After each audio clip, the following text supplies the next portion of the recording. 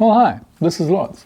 And if your desk looks anything like a mad scientist laboratory with cables running every which way, you are in the right place.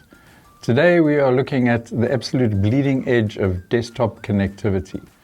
The UGREEN Maxidok 17-in-1 Thunderbolt 5 docking station. Thunderbolt 4 has ruled our desktops for years, but Thunderbolt 5 is officially here, and it completely changes the math. We're talking about a jump from a fixed 40 gigabytes a second bandwidth up to a massive 120 gigabytes via bandwidth boost. This flagship station promises to route your display, peripherals, network, power, and even high-speed NVMe storage through one single solitary cable to your laptop. But at a premium price of roughly 460 euros, is this the ultimate future-proof powerhouse for creative pros, or is it absolute overkill? Let's plug it in, do some benchmarks, and break down exactly if this is worth your hard-earned cash. First of all, let's look at the unboxing experience. Right, let's see what's in the box.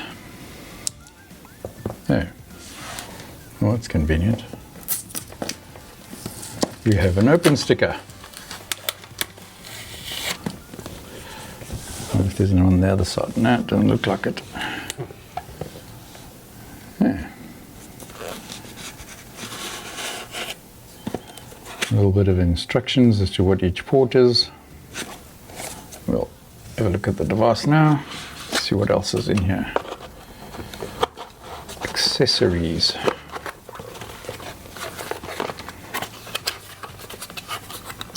Obviously the power brick. Did I open it the wrong side? Yes, I did. I opened it the wrong side.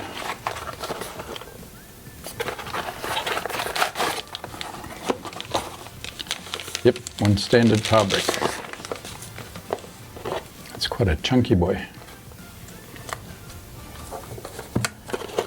What do we have this side?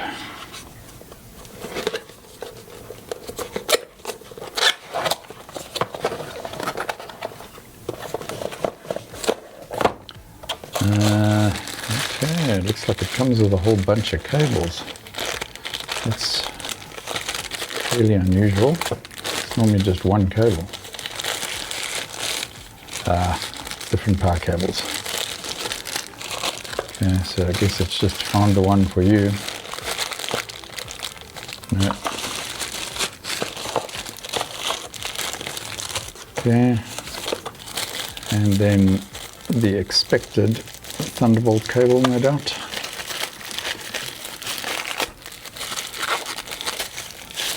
Yep, there we go, Thunderbolt 5 cable.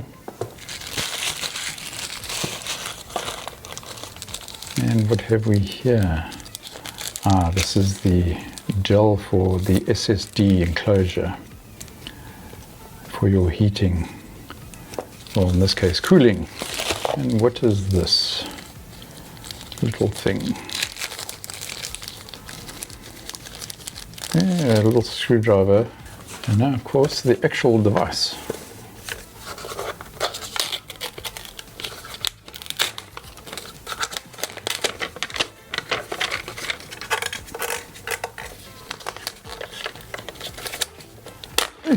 Man, they do make it tough. And it's upside down. So your SSD goes in, and your actual device. Lots of yummy ports. Holding the Maxidok 17-in-1, it feels incredibly solid. It's built out of rigid zinc aluminium alloy that matches the space gray MacBook or modern Windows laptop. On the side you'll notice a sleek gold bar design. Because Thunderbolt 5 pushes insane amounts of data and up to 240 watts of total system power, the cooling is critical. UGREEN built a hybrid active cooling system in this, which from experience works very well. Compared to my last Thunderbolt dock, this one doesn't get nearly as hot as that one did. There is a tiny ultra quiet fan hidden inside to sustain rock solid performance over 24/7 continuous workloads without thermal throttling. All right, let's do the tour. 17 ports is a lot, so UGREEN totally divided them between quick access in front, as you can see here, and permanent desk routing in the back. In the front you have a physical power button with a LED indicator. High-speed SD 4.0 and micro SD 4.0 card readers pushing up to 312 megabytes a second. Perfect for quick media ingestion. A 3.5mm combo audio jack for headsets, 3 USB-C 3.2 Gen 2 ports pushing 10 gigabytes a second data speed. 2 of these front USB-C ports dynamically share a massive 60 watts fast charging output for your phone or tablet. Spinning it around to the back, this is where the magic happens. There are 3 USB-A 3.2 Gen 2 ports, also pushing 10 gigabytes a second for legacy drives and peripherals. A dedicated separate 3.5mm audio jack for both the headset and the microphone. A lightning fast 2.5 gigabit Ethernet port if you run a local NAS or you have multi-gigabit internet.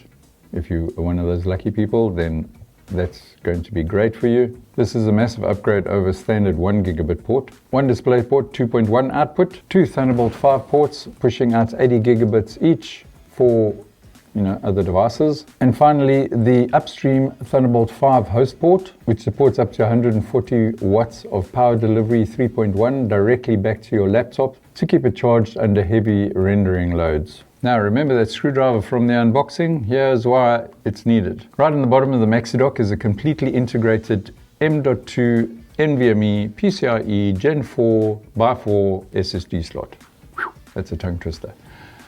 This is an incredibly rare feature on a desktop dock. It supports a standard 2230 up to 2280 drive form factors for up to a massive 8 terabyte of extra storage expansion. As you can see, it's got a nice heatsink on there as well. I've already put in a little 4 terabyte NVMe SSD, which I have been putting to great use, and it's been rock solid. Just closing it up quickly. Because the dock leverages the massive PCIe throughput of the Thunderbolt 5 port, this slot isn't bottlenecked. I dropped a fast Gen 4 drive in here, as I said, the 4 terabyte, and benchmarks clocked in at the blistering fast 6,000 megabytes per second. If you're a video editor working out of DaVinci Resolve or Premiere or Final Cut like myself, you don't need clunky external hard drives dangling from your machine anymore, like I used to have. You can edit and render heavy 4K or 8K assets straight out of